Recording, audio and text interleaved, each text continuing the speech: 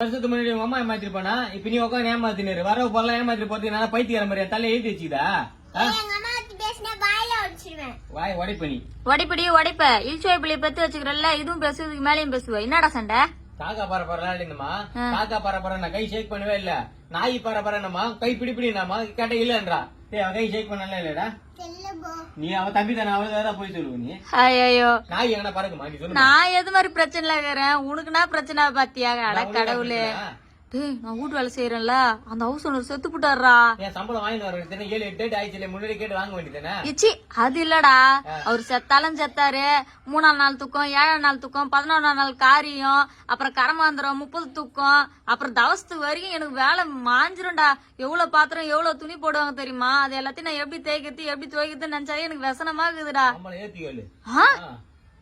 ஆளை முடிஞ்சு பாரு நல்லா